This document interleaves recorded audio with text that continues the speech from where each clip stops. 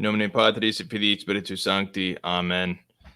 Ave Maria, gratia plena, Dominus tecum, benedicta tu mulieribus, et benedictus fructus ventris tui, Iesus. Sancta Maria, Mater Dei, ora pro nobis peccatoribus, nunc et in hora mortis nostrae. Amen.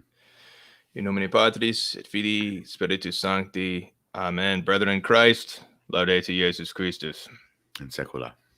This is Timothy S. Flanders, and this is Terror of Demons, the Monday Morning Man Show, where we talk about reclaiming traditional Catholic masculinity. I'm joined, as always, by co-host Kennedy Hall. How you doing, Kennedy? Wonderful. How are you? Living the dream. Living the dream. Excellent. We were just discussing before what that even means. Tell us in the chat what you think that means. Most of our European viewership, plus Anthony Abate, shout out to you, and Catholic Cop. I know 2 Americans who watch this show at farmers' hours on a Monday. Anthony's construction, right? Yes, he is. So shout out to Anthony, also one of our patrons at the Apostolate. So he's got a man's job. Yeah. So before we continue, please like and subscribe. The Marxist bots are already after us because we have a show called Catholic Politics. So nice. That's a downer on the algorithm. So share this video, like it, become a patron. You can get free books. The 3rd free book is coming out this Wednesday, which is Family Be Damned. I don't know where my copy is. Yes. Family Be Damned. It's a novel about the lockdown, written by my co-host, Kennedy Hall. Kennedy, anything you want to share to promote your book? Mike Church read it, and he said he wept in the last chapter. So, and he'd admit that because he's good like that. So I don't know. I guess it'll make you cry. So if you want a good cry, there's no shame in that. I always say, your heart is like if you don't cry, it's like a desert, right? You got to water it every once in a while. Maybe this book will help you do that. I think it's good. I just read through it again. It's nerve-wracking when you put out putting out the last book. I mean, I didn't know what to expect, but it's kind of a nonfiction. I mean, there's a little bit of storytelling in it, but it's more of a nonfiction. So I wasn't really too concerned with how it would be received on an information level because it was, it was ideas I was putting together from people and saints and things. But this one, because it's just fiction, is just all your own imagination, your own creation. I hope it's received well because it's a little nerve-wracking. Yeah, I'm excited because it really is. I've read it twice as well as the editor, and it's really a gret work. I'm really happy with it. I think it'll bless a lot of souls. So yeah, check it out. Family Be Damned. It's a novel about the lockdown. So that's going to be coming out this week. We have a number of great things happening. This week is the 18th Sunday after Pentecost. Right. Now, yesterday was the feast of St. Francis Assisi, who is a great and marvelous saint who kind of gets a bad name nowadays, unfortunately. Really a slanderous name. There's a great article. If you just search, it's on Catholic Family News, and it's called "The Spirit of Assisi versus Saint Francis Assisi." And there's a great quote in it where Francis says, "It's the encounter when he encounters the Mohammedan Sultan when he goes on the crusade." And Saint Francis says this. It says, or the article says this: "When brought before the Sultan, Francis said, 'I am sent by the Most High God to show you and your people the way of salvation by announcing to you the truths of the gospel.'" End quote. That's the real Saint Francis of Assisi. Yeah, he's not kumbaya. He is preaching the gospel of penance to all, including Mohammedans. In fact, that was one of the things that inspired another great saint, Saint Anthony of Padua, another Franciscan, because he saw he was. I can't remember if he was still in Portugal at the time, but he saw they were taking back the Franciscan martyrs who were killed by the Mohammedans in North Africa. And that's what inspired him to take up the Franciscan habit. So there's this great zeal of the Franciscans early on during that time, because during that time, St. Francis was still alive.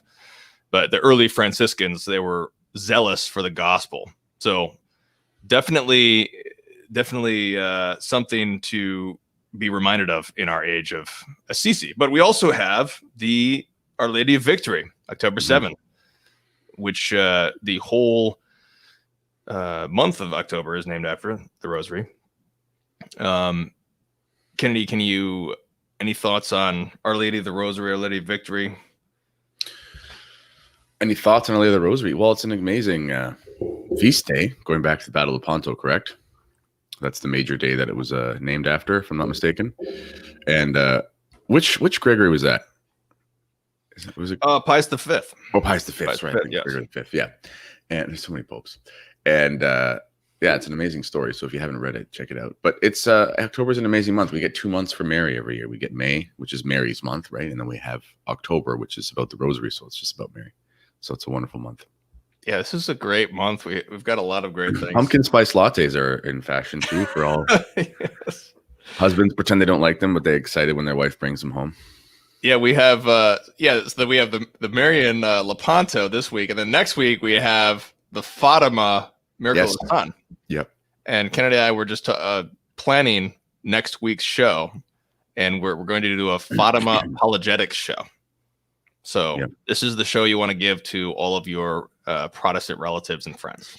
Honestly, Fatima. So I work for the Fatima Center this year, and it's interesting because it's an old organization and it's really a throwback.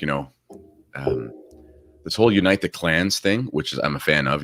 Traditional Catholics, traditionally minded Catholics, just putting aside differences and just going after the right goal. The Fatima Center is Unite the Clans from way back, because when you look into the history of the Fatima Center, it's all about the Rosary. It's all about Fatima. So you just get these traditionally minded Catholics from all stripes. So we had an event in Toronto actually on Saturday. It was Reparation for Our Nation. We're going to have a video coming out about that. And there was about 60 people. We officially did a 25-person event for the Ontario government. It was a protest, though, right? Don't you allow 60-person protests? Well, there was like 2,000. There was the protests in Toronto are getting massive. Side note, I think we're edging to a boiling point here in Ontario. I don't know what's going to happen. The politicians are being they're being weirder than normal right now. The other day they had a press conference, and we have these things called social bubbles. Okay, you live in paradise right now because your governor got told to stop. She had to go on a timeout for making everyone stay in their house too long by the Supreme Court, which is amazing. But we still have coronavirus here. It's still a thing in Ontario. So even though we have like 2 deaths a day in a province of 14 million people, and the average age is like 92, it's insane. So, but our premier the other day came out with these things. We have these things called social bubbles, where we can have like 10 people. It's so vague though, because like we have a family of 6. So it says you can have 10 people, like notwithstanding your own family, your own immediate family. So we have, friends with 7 kids, 13 kids, whatever. And we're like, so are we in a social bubble if there's 20 of us because it's 2 immediate families? It's so vague. Very few people actually follow it because it's practically impossible to do so. I mean, you'd have to be like, 3 of you can come over, but leave your 2 kids at home. You're not allowed in our house. Whatever. And then you're supposed to distance from people if they're not in your bubble and wear a mask, and it's just not going to happen. No one does it. Anyway, so we have these. So everyone's been planning Thanksgiving. Yeah, Canadian Thanksgiving is next week, or is it this weekend? I think it's this weekend actually. It's the first weekend of October this weekend. Yeah. Oh, sorry. It's the second weekend. Yeah. So ours is this weekend. Yeah, I think it's the 11th this year. So we have Canadian Thanksgiving. So you have people over. So everyone sort of had planned a moderately sized Thanksgiving. They came out and said, we don't want social bubbles anymore. We want you to tighten up your circles, but it's not a law. So all these health boards, all these health departments and things from all the regions and counties, they've been putting out these notices, Premier is recommending or strongly mandated suggestions. Like, it's just very vague language. And you look into the legislation and like there is no legislation. Anyway, it's very strange. So that's a long-winded way of me saying there's this huge rise of anti-lockdown, anti-maskers in Ontario. Massive. Like, there was none of it 4 months ago. But now it's like, if you look them up in Toronto, there's thousands of people every Saturday going down the streets. It's very peaceful, actually. It's kind of funny. And they're just growing all over the country. There was like 70,000 in Quebec a couple weeks ago, Quebec City. And the politicians are starting to talk like they're getting stricter, but at the same time, they're not making any laws. We have a very English, like Victorian mentality in Canadian politics. And if you know any English people, it's one of those things where, it's like something bad will happen and you'll just never talk about it again and pretend it never happened and just move on. That's what we do in Canada. So I have a feeling, I might be wrong. We might get another lockdown, but I have a feeling they're just going to like continually say things and not make any new laws and then just pretend it all never happened. And eventually they'll be like, what coronavirus? What are you talking about? I think that's what we're going to do. We'll see.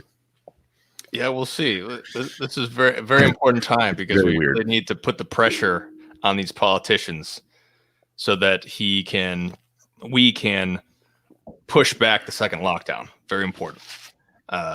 This is a subject for another show, but we need to cover in full. But you were saying that Fatima is the original Unite the Clans, because it was all about the Rosary. Oh yeah. So your event, go ahead.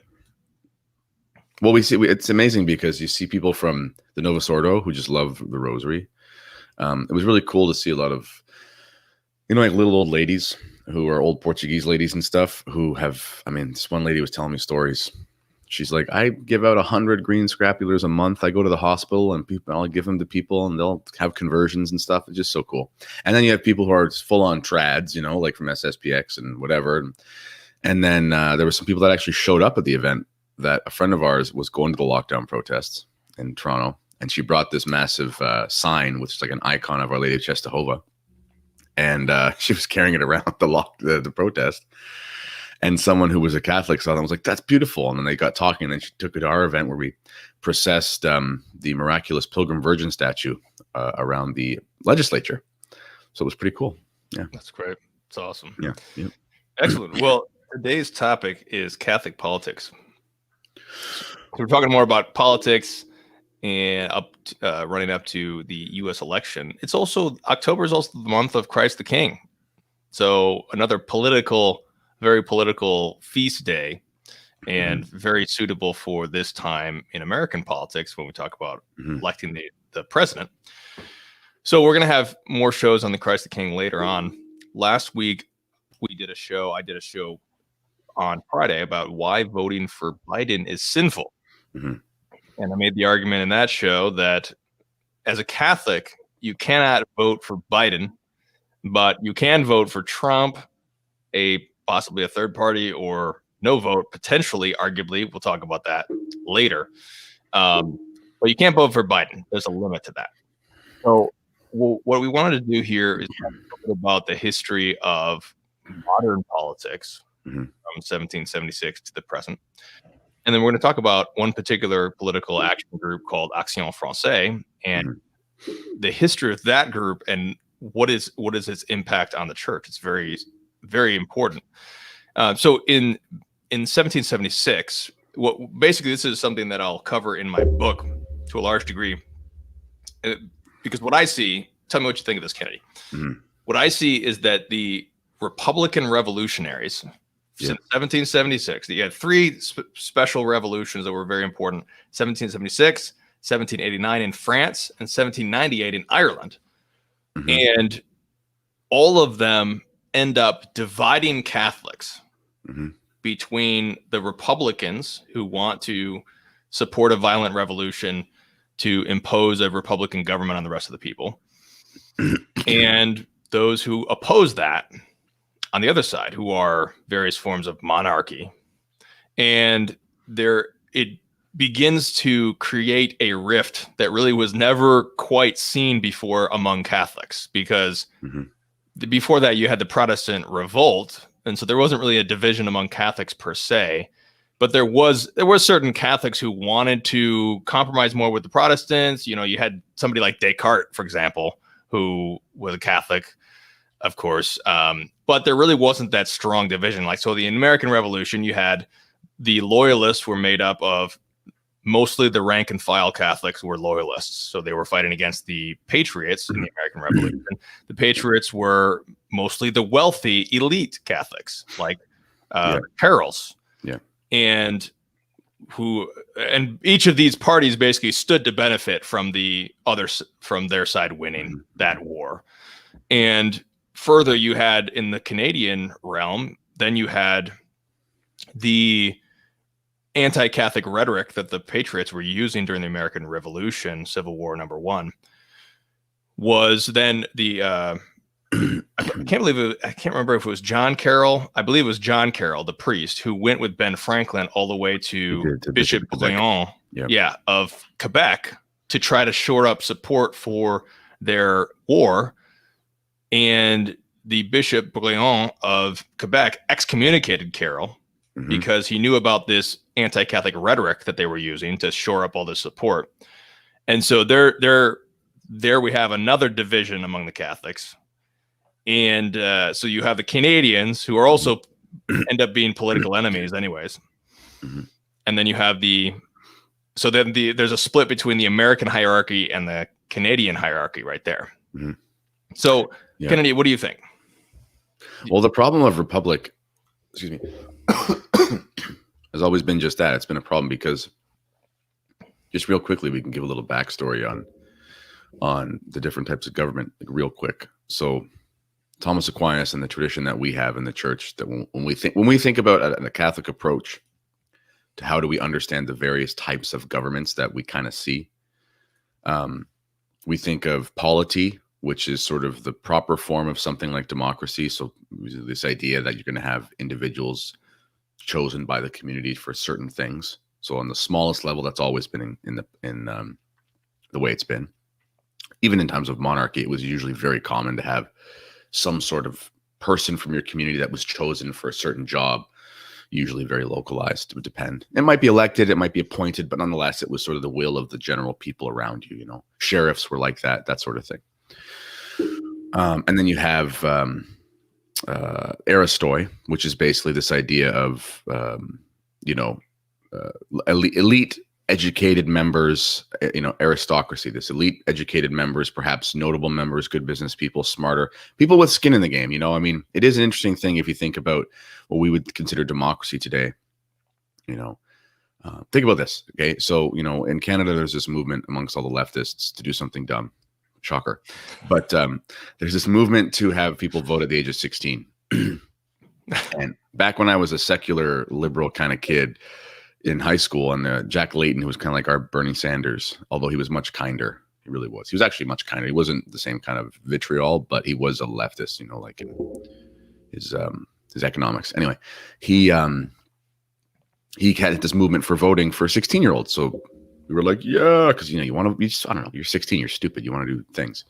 So, but it's ridiculous to think that a kid who's 16 years old could have a vote that's worth just as much as somebody who's like 50, small business owner, employs people in his city, knows his left foot from his right foot, doesn't have his head in his what, and has like raised a family. Like, obviously that guy has 1,000 times more to offer how to run things than some idiot kid, even a 25-year-old who's never done anything, So aristocracy, as bad as that sounds to most people, was always sort of trying to figure out that problem. So how do you have people that, are more qualified being in some sort of position of power, and that, and they should be in there forever because they're, like I said, it's almost like this idea of elders, it's like, what you're doing, you should be in charge of making decisions. And then at the top, you always had the the kings, the monarchy, and things. That was sort of the general three types of governments that have been allowed. Usually,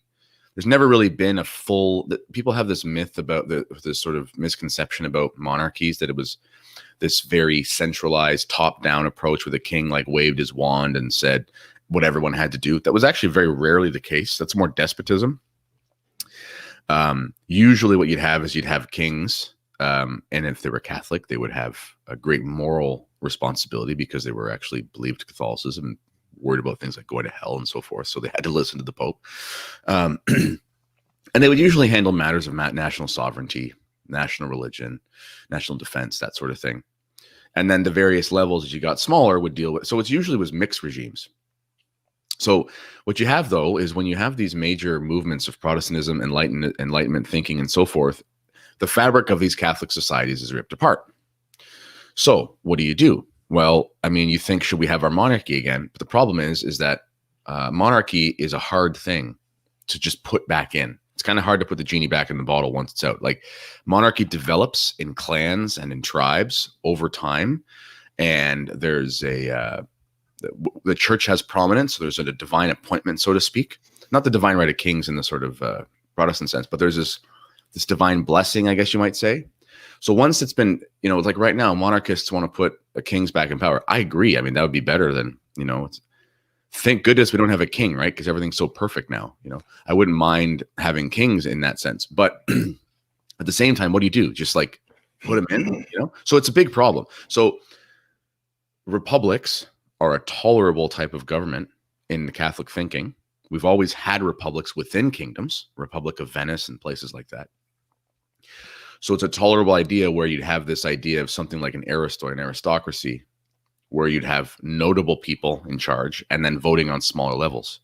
So even in the Catholic tradition, I mean, France Republic, okay, that's very different than other republics, because the French Republic was based on anti-Catholic principles for the most part. But at the same time, if you are an Irishman, okay, and you're under English occupation, I don't know enough about the Irish Republic, but theoretically speaking, if you're an Irish person and you're thinking you want something that represents what it means to be Irish, maybe it's tolerable to have a republic there instead of your Protestant monarchy, which oppresses your church. So there's all these things you have to consider. So that's sort of a 20,000-foot view of how publics view republics and monarchies. Yeah, I really like the way that the Carlist motto is. So the Carlism is a anti-revolutionary movement in Spain. And they have a motto, Dios, Patria, Fueros, Rey. And in that order. Now notice the order. Dios, God. Yeah. God comes first. Yeah. Then Patria, fatherland. And then you have this term Fueros, which means basically local rights, local customs, local agreements that already are in existence at the local level. So your local village, your local community, your local lord, all of the local customs. And this is, I think, the key difference with the Republican revolutions, because the Republican revolutions, they want to overturn the local customs. We've talked about on this channel Noah Webster wanting to change the English language. That's why when we publish Kennedy's books, color spelled with a U. Yeah, exactly. Kennedy's books have different spellings than my books because I don't know how to spell non-American English. And this is something. So this is Fueros is the local custom. So that's number 3 on the list here. Yeah. And then you have Rey, who is the king, who we pledge our allegiance to the king if he protects our fueros, our local customs and our local liberties. And that's the place of the king. What you have after the Protestant revolt, you have all of these tyrants. You have the growth of tyranny and despotism and centralized bureaucracy under King Louis XIV, who he actually takes away all the local lords from their local villages, and he brings them to Versailles in order to control them. So he puts them all in this bureaucracy. They're not even living at their local area where they're trying to rule. And so that's the end. That's the congressman beginning of the end of, yeah. So MPs. So, yeah. So what you have though, what's interesting is with these Republican revolutions, you have, so especially the French is the main one that the church has in the crosshairs, because that's the one that's successful, where they take over, they start massacring Catholics, and in the name of liberty, committing genocide against the Vendée Catholics. Yeah. So what happens is then they impose the oath of loyalty on the state. So they impose this oath on all the clergy to swear allegiance to this anti-clerical state. And it's about half of the clergy sign this and half do not. And what's interesting is initially Pius the Sixth just condemns the French Revolution. He is captured by Napoleon. He dies in France in exile. Napoleon is boasting that he's destroyed the Catholic Church. They managed to elect the next pope, Pius the Seventh. Now, Pius the Seventh is interesting because he was actually amenable to a Republican government as a bishop. He was preaching sermons on being a good Republican. And he signs the Concordat with Napoleon, which what it does is, what's interesting is that it makes an agreement with Napoleon to basically create a modus vivendi with the church in France. But it does not create a stipulation for all those 50% of the clergy that signed the agreement with the anti-clerical regime. And so it causes a split among the clergy because it doesn't really discipline the people who signed onto it. And this is an example of this division among Catholics with the Republican revolutions. Now, fast forward, then you have the time of Leo the 13th, who he does something called ralliement, which is where he tries to reconcile with what's called the French Third Republic, which is also another. So the long story short, France went through a period of monarchical restoration, Republican. They went back and forth in the 19th century. By the time of Leo the 13th, he becomes Pope in 1878. And he tries to reconcile with the French Third Republic. Well, that republic was more amenable to the church too, right? That was one of the things. Yes, to my knowledge, yes. So he tries to. So he basically says that all Catholics need to work with the Republic. Yeah. They need to basically be good Republicans, and this causes further split because you have all the monarchists in France who want to restore the monarchy, and this is where Action Francaise comes into play. Now, I believe Action Francaise was founded 1898. Roughly 1898. Yeah. 1898. So 1898 is during the pontificate of Leo the 13th. Yeah. And after he has actually talked about getting the Catholics on board with the Republic, Action Francaise is. Tell us about what you know about this, Kennedy. Action Francaise. Action Francaise. Well, it's a late 1800s movement, and the idea is, in French, we call it intégriste, which is like integralism. Okay, so, but it's interesting. So the first couple gentlemen, Maurice Pujol and Henri Vaugeois, they were monarchists and so forth. I'm not sure how faithful they were as Catholics. I'm actually looking at it right here. They were Catholics and royalists, yeah. So I don't know what their piety was, but Charles Maurras was he was an agnostic kind of thinker, but he was actually his ideology was, I shouldn't call it ideology because that's kind of a bad term. His political philosophy was excellent. I mean, he understood. He understood the place of the church in France and the necessity for France to be a Catholic nation. Not just, so that was, in Marcel Lefebvre's book, Ils ont découronné, they've uncrowned him. He includes a little transcript in there between one of the bishops and I believe Napoleon III, his nephew, right? Is that Napoleon III was his nephew, I believe, who became, I think so. It's funny. I did a French degree, and we basically studied how wonderful the French Revolution was, how great Voltaire was, and things. And now here I am. Anyway, it's good. I kind of know what the enemy thinks. So, but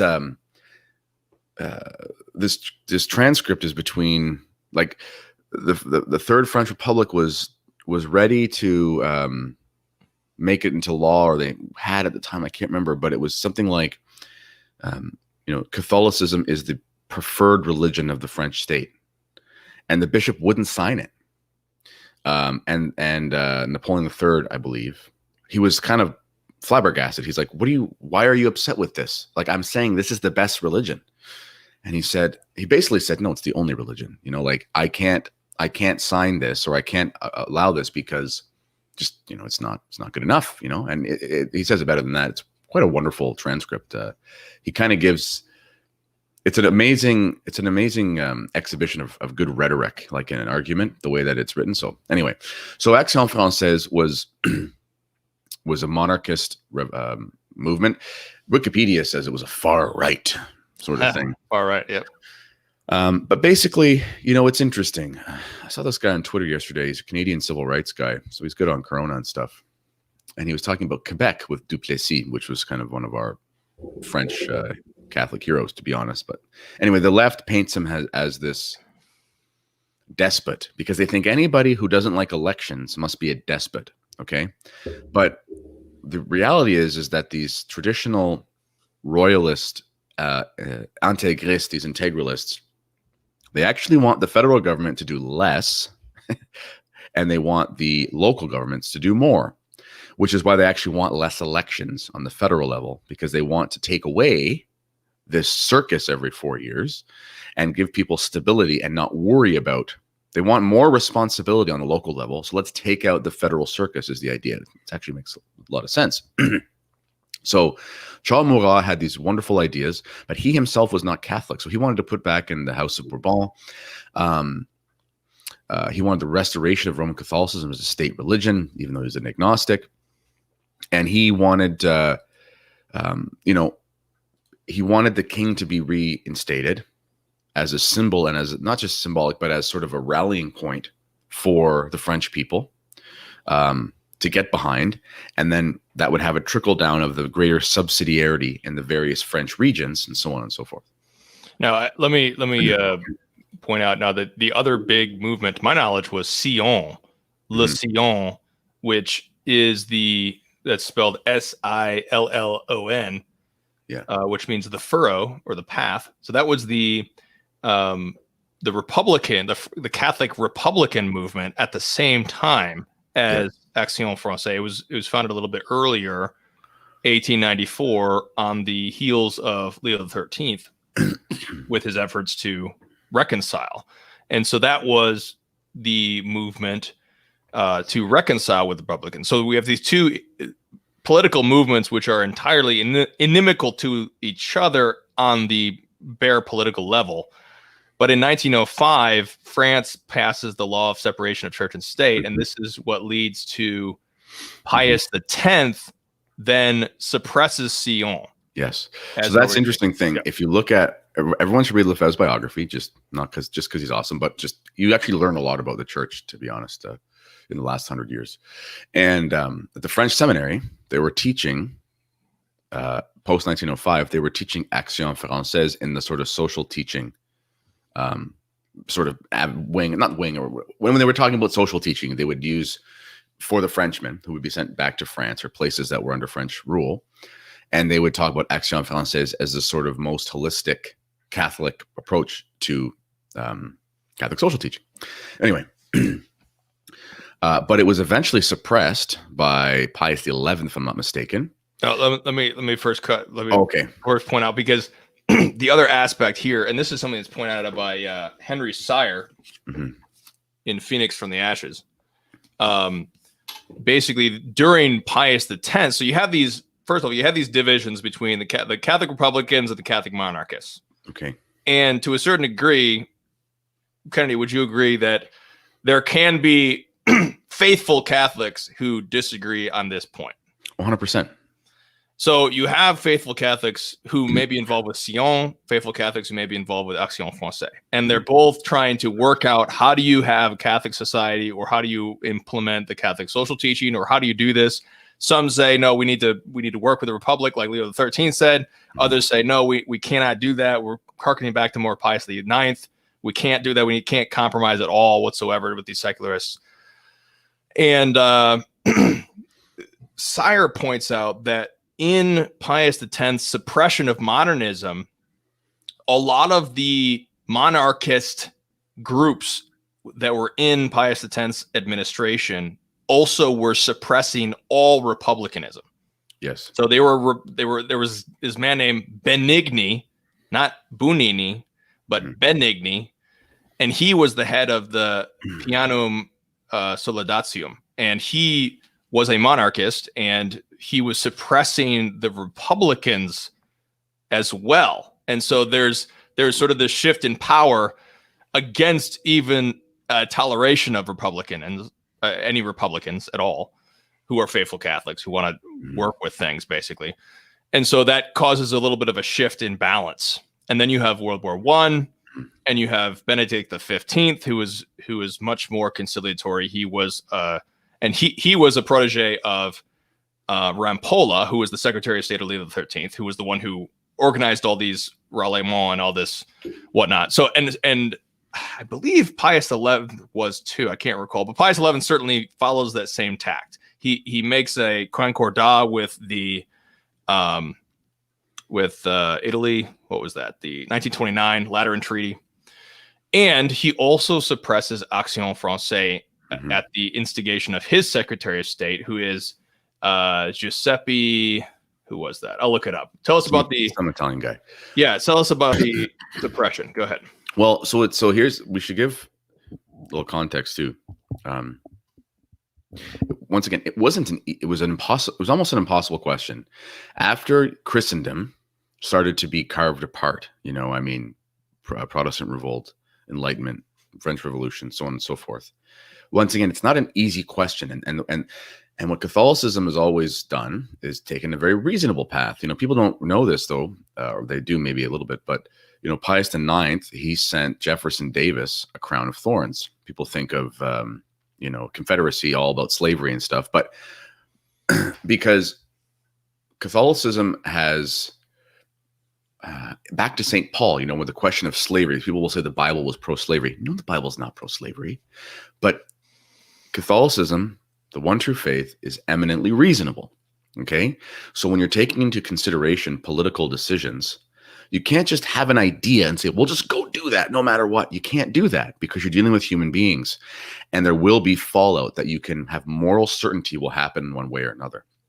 So one of the reasons, for example, that Pius IX thought the Confederacy was actually a legitimate form of government in the States was because it retained this idea of the rights of the states over the sort of national imposition of top-down approach. And even though they were going to retain slavery in certain places, he understood that just having this top-down approach of just freeing everybody, so to speak, was going to lead to large societal unrest and a lower standard of living rather than a slower approach that would follow Catholic norms, right? So the same thing happens in Europe he was right. I mean, he was right. America, I love your nation, and sometimes I think about moving there when things happen here. But it's been a problem ever since, especially in these areas where they were slave states, and it's very hard to find peace, and it doesn't seem like there will be for a long time in some cases, right? It's not an easy question. So it's because the same thing had happened in Europe. There was slavery, and over time it sort of was released organically, and then you had this society that grew out of it rather than something that was imposed.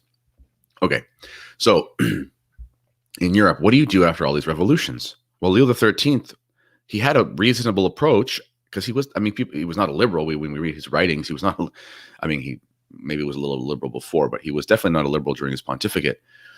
And he's looking at this republic and he's going, well, I can't just snap my fingers and then monarchy comes back. Instead, what do I do? Well, I look at the population as a whole and I say, what's the best approach to having a reasonable approach? Okay. So, when they suppressed Action Francaise, the rationale essentially was that it was not officially a Catholic movement. So non-Catholics were allowed in it. And Charles Maurras was himself not a Catholic. So it wasn't ideal in the sense where you'd have, there was this idea that perhaps it was a sort of, it was too sympathetic to in classic liberalism and things like that, but just under the guise of monarchy. Anyway, it turned out to not be the case. If I'm not mistaken, was it under Pius XII that Action Francaise was sort of reestablished as a viable option? Right. I was trying to look up the date. I think it was 1926, and just quoting from memory there. But that was engineered by Pietro Gasparri. Yeah. He was the liberal-minded, at least, pragmatically minded. Yeah. And he was Secretary of State under Benedict XV and Pius XI. He engineered the Lateran Treaty as well. Yeah. So he engineers the suppression of Action Francaise, and then Action Francaise becomes excommunicated, basically. If you become a part of it, you are in sin. You're going to be refused a Catholic burial. And here I'm going to quote from. That was a tragedy for a lot of Frenchmen. Yeah, here's Lefebvre's biography. It says, page 49, it says, the condemnation of Action Francaise was a turning point in the history of the church. Mm-hmm. From then on, the bishoprics were given to left-wing clerics, whilst all opposition to liberalism was falsely tarred with the same brush as Action Francaise. So, so it created a tidal shift between this division that had been going on way back since 1776, of Catholics going back and forth, whether that's Pius the Seventh, Pius the Sixth, or Leo the 13th, going back and forth about how to deal with this Republican Revolution. And now there's a massive suppression, which, again, we talked about Pius the 10th suppressed the Sion movement. Then you have the Action Francaise, but that's what turned the tide to allow a lot of the liberals to gain dominance. Shortly thereafter, you have Yves Congar with his essay, who kind of launches the Nouvelle Theologie movement. And you have the growth of the Nouvelle Theologie movement coming up to Vatican II. Yeah. Right out of this movement. So I would say what we see with the suppression of Action Francaise, it's that classic idea of the perfect being the enemy of the good. So, because it was admitted later on that this was a mistake, basically. I mean, yeah, I think it was Pius XII's first action as Pope was to reverse this suppression. Yeah. Because, I don't know what a good analogy would be, but like Donald Trump, obviously he's not Catholic and whatever, but he stands for a lot of things that are good for Catholics for the most part. I mean, he's not perfect, but he's got a lot of things that are much more ideal than not. Now, imagine Catholics that are faithful love Donald Trump. I mean, or at least they tolerate him and want him in rather than somebody else. Well, think about all this energy behind this Catholics for Trump movement and so on and so forth, which is giving a lot of people a lot of hope, and it's a good thing for a lot of people. Imagine basically the Vatican came down and said, you can't have Catholics for Trump anymore. That would be devastating to a lot of people. Now, the thing is, if we're going for perfection, that could be reconcilable. The Trump administration is not going to try to reverse the redefinition of marriage. They seem to be pretty pro-vaccine, which if there's aborted fetal tissue and stuff, that's a moral question. I mean, I'm just saying there's things that you could theologically make an argument that, but that would be making the perfect the enemy of the good. Okay. And that sort of thing happened with Action Francaise, because it was not officially a Catholic movement, even though its whole philosophy. I mean, it'd be kind of like us joining an Aristotelian politics movement. It's like, well, this is going to be the best thing for Catholics because it's all based on natural law. They're like, yes, but it's not officially Catholic. The problem is, in France, there was no other viable option. And that there were some that were trying, but they got swallowed up because within Action Francaise, we had this thing called Catholic Action, but within the Catholic Action, there were these practical on the ground, not movements, but organizations. So in Lefebvre's family, for example, his dad, his family, they were in manufacturing, textiles, fabrics, that sort of thing. And they were quite wealthy in northern France for doing this. And the one thing his dad was, it's a shame there's so much controversy around Lefebvre for a lot of reasons, although his almost like an organic cult of Lefebvre is growing, which is kind of cool to see. But and sorry, when I say cult, I mean like cult of the saints, not like cult. SX Pictures, you're in a cult. SPX is a cult, bro. Yeah. Come on now. Exactly. But because his parents were so holy, I mean, they had 8 kids and 5 became religious. That's like Therese of Lisieux type family, And his mom was a Third Order Franciscan. His dad died in a concentration camp as a spy fighting the Nazis. Anyway, and they were super faithful, all that. So his dad, though, he really loved the church, and he in his factory, in his businesses, they instantiated this Action Francaise mentality of having Catholic workers associations. Okay, but they weren't trade unions like we know them now. The point was to get rid of the division of powers within the company, not like in a hierarchical sense, but you didn't have a union of laborers and a union of managers. You had one union of all people in the company working towards a common goal. And the idea was that since they had to be in the same union together, that they would have more cohesion. And it was great. It was the opposite of the Marxist idea. It was not a division of powers in a conflict sense. It was to remedy that. Okay, so you had all these movements in France that were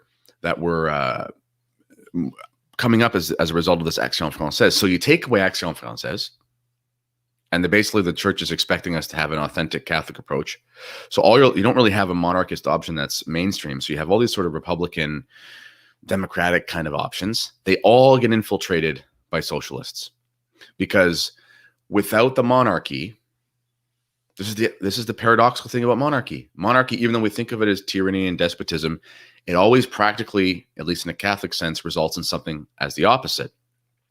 So you get rid of the monarchy, and then everybody else becomes their own little king, right? So you know that famous line in that movie, The Patriot, which is not historically accurate, but it's an awesome movie. And Mel Gibson says, "Why would I care about it for having one king 3,000 miles away or having 3,000 kings 1 mile away?" You know, he's just like, if we take away the king, then I mean everybody else is going to want to be king, and that's going to have its own problems. And lo and behold, you have a civil war. So the same sort of thing started to happen in France, where all these Marxists started infiltrating all of these social Catholic movements. And to be honest, you see there the seeds of what we have today with social justice warrior Catholicism. And it's basically the unholy fruits of a lot of the pontificate right now, where Catholicism means doing nice things for the poor.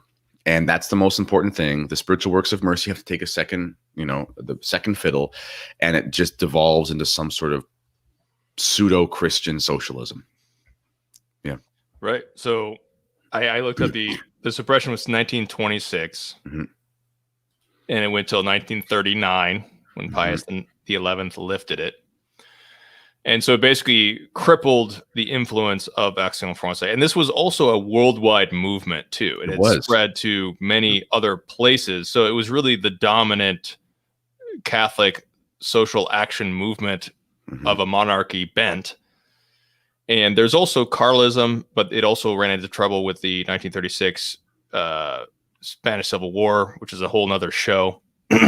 Yes. But this is the dominant worldwide organization, Action Francaise. So this is what allows the people kind of wonder, like, how did Vatican II even happen? How did all these bishops all get together and go forward with this whole program? Well, I think the suppression of Action Francaise is a big part of that, because it really tips the scales, tips the balance to the liberals in the episcopate, in the seminaries, and the universities, and allows this kind of organization so that when Vatican II happens, the liberals are organized and they descend from Northern Europe to Rome onto the Curia and quickly take control of the council.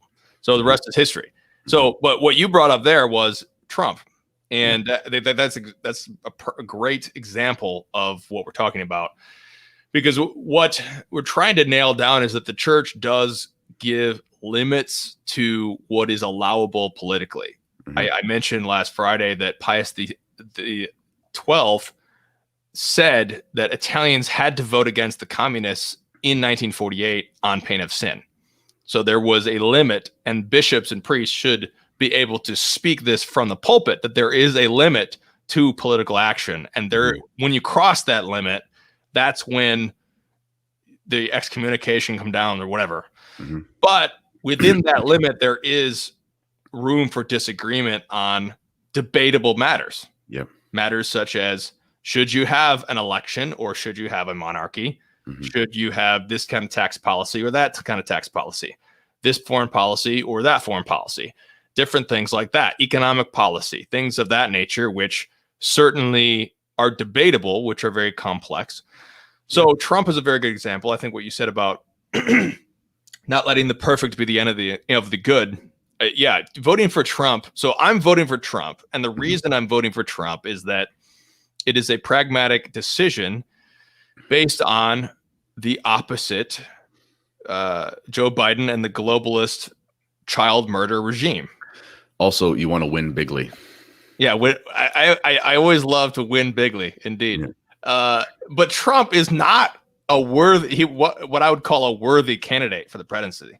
I would not call him a worthy candidate. I would say he's unworthy because of his support for sodomitical marriage, so-called. His personal life. He's not a Catholic, but he nevertheless, he is able to hold his ground. He's a part of a worldwide movement of populism against the globalist regime. There are other leaders, Viktor Orban in Hungary, for example, Salvini in Italy. There you go. Yeah, Salvini, Brazil's president. I'm not recalling. And Bolsonaro. Yeah, and Poland's president. And Viktor Orban is another good example because he's a Protestant, but they voted him in, and they have a very strong Catholic Protestant coalition in Hungary against the globalists. And so this is something where, in my opinion, I think we do need to have common cause with Protestants who have the same frame of mind as us which is national sovereignty, nationalism in the sense of one's own nation determining one's own what is of concern to one's own nation, which is basically subsidiarity as opposed to the UN or the globalists dictating it. But I think Trump has a lot of good qualities in that sense, which allow me to vote for him, even though I believe him to be an unworthy candidate, sort of on a sort of an objective scale of things. I mean, he's, like I said, he's not a Catholic. Yeah. You drew up your candidate in like a lab. It wouldn't be that. Right. But yeah. I think voting for Trump, in my opinion, I think Catholics in America need to vote for Trump because that's the only way to stop the globalist nightmare of Joe Biden and the globalists to come in to impose masks on everybody, the lockdown, to reinstigate this persecution of the little sisters of the poor. The type of power that the American president has is huge. It's massive. It's a new Rome. It's a new. Yeah, Rome. We talk about monarchy. That the president of the United States has far more power than any monarch ever had in their whole lifetime. Yeah, and so the power that is wielded is immense. And so I would rather have Trump have that power than Joe Biden. So it's interesting you say that because obviously, did you see Matt Fradd's tweet that it was actually hilarious? Like why he's like, I will not vote for Donald Trump. And he's like, it's because I'm Australian. They won't allow it. And it was a really funny tweet. But, I'm obviously I can't vote for Trump. Although hablo español, entonces quizá puedo votar. Maybe you can bring me over as an illegal immigrant and I can vote for him. But I'm watching this election, and this is more important. Local politics affects your life on a very pragmatic scale, so you have to be involved in that. But just generally speaking, we're so obsessed with the media, we're so obsessed with celebrities, we're so obsessed with politicians in our culture that you cannot underestimate the metaphysical spell that these people have on a population right now. And it's true. I mean, people, they watch the news, they hang on bated breath, and they take in these things, and it's almost like a religious experience for a lot of people, which is wrong in a lot of cases. But the problem is what we have. It's what we have, and I'm not going to change it right now. So I'm watching this Trump election, and at least what he represents, whether he is this guy or not, whatever, but what he represents and what the grassroots support for him is it's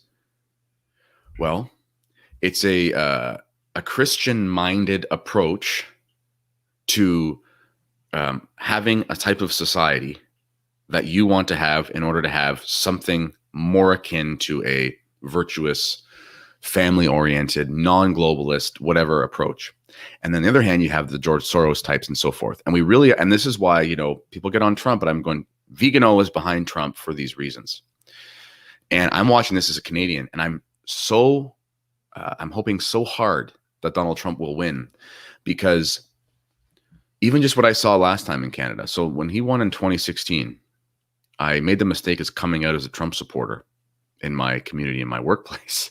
And I got hate mail and stuff. Like, it was nuts. I was called a homophobe and an Islamophobe and a bigot and all this kind of out of nowhere. And I just kept saying I would have voted for Trump because I was pro-life. I thought, we're Catholic, we should probably be pro-life. I mean, call me crazy. And I got raked over the coals for it. And I started to realize, because I was kind of indifferent then. I didn't really know what to do with American politics. But I realized this guy represents whatever anti-globalism is, whatever anti-Soros is. This guy represents that, at least in the minds of people. And that really ticks off the devil, to be honest, and makes people act crazy. So this election is very important for the world, because America is like the new Rome, whether you like it or not. Whatever the emperor does, it affects the cultural narrative for all of the English-speaking world, and even other places now because of the translation and the ease of access to information. So if Donald Trump wins, you stave off for at least another 4 years the encroachment of the worst types of globalism. And if he loses, all hell will break loose, in my opinion. It'll break loose either way. but all hell will break loose insofar as all of the stuff that people are fighting for. I just saw yesterday in France, speaking of France, Macron, he's a devil. Like, that guy is a demon. And he wants to make homeschooling illegal next year. And everyone between the ages of 3 and 16, not even grade 1, but the ages of 3 and 16, it'll be illegal if they are not in a school. And he actually says, he's explicit about this. This is the glory of our republic, and sounds very, Napoleon-esque. And the reason is because we will have no religious symbolism, no whatever, just the French Republic, like literally it's an anti-religious. Now they're saying it's because they don't want encroaching Islam, whatever, but it also will be against Catholicism. And that's the opposite. There are people now from Germany that are like homeschooling refugees because they're not allowed to homeschool. And Donald Trump, for all his flaws, he represents the dam of that against that tide. It's very important right now. Yes, absolutely. That's exactly it, I think, because if the local rule is able to obtain, the local governor, the local mayor, sheriff, so forth, especially the local father over his family. Yes. So he can rule his own family as he sees fit. I want to be, that's true freedom right there. Yeah. That's what we talked about, fueros, the local custom. If the local custom is allowed to be free, that's when the local, because before Roe versus Wade, 1973 in America, most states had child murder illegal. Yep. The local states, and the same goes for the gay marriage decision as well. Most states illegalized gay marriage until it was imposed from on high. And so when you take away that, the local customs will prevail. And many of these local customs are based on family, even though many of them are corrupted. But I want the freedom to homeschool my children. It would be a grave injustice of the government to come in and try to stop that. So that's very important. But like what we talked about in this show, we will be continuing to talk about it on this channel. This Friday, we are having a conversation between myself and our other co-host, Jeremiah Bannister. And we're going to be talking about, are Catholics obliged to vote for Trump? And what I'll be doing is I will be trying to create all the counterexamples, the counter arguments against Trump, because we basically said that you can't vote for Biden, but there is room to disagree on whether or not you should vote for Trump. And so we'll be exploring that question this Friday. So stay tuned for that. Also, this Wednesday night, we'll have the release party for Family Be Damned. So I'll be interviewing Kennedy all about his book. We'll talk a lot more about the book. We'll talk about Our Lady of Victory. So stay tuned for that. In the meantime, let's all pray and offer up in Our Father for all of our politics and all of our local places. Pray that our local liberties may be respected. The father of the family, the mother of the family, the parents may still have the freedom wherever it is impeded to raise their children as they see fit. So let's pray. In nomine Patris et Filii Spiritus Sancti. Amen. Pater noster qui es in caelis, sanctificetur nomen tuum, adveniat regnum tuum, fiat voluntas tua, sicut in cielo et in terra. Panem nostrum quotidianum da nobis hodie, et dimitte nobis debita nostra, sicut et nos dimittimus debitoribus nostris, et ne nos inducas in tentationem, sed libera nos a malo. Amen. In nomine Patris et Filii et Spiritus Sancti. Amen.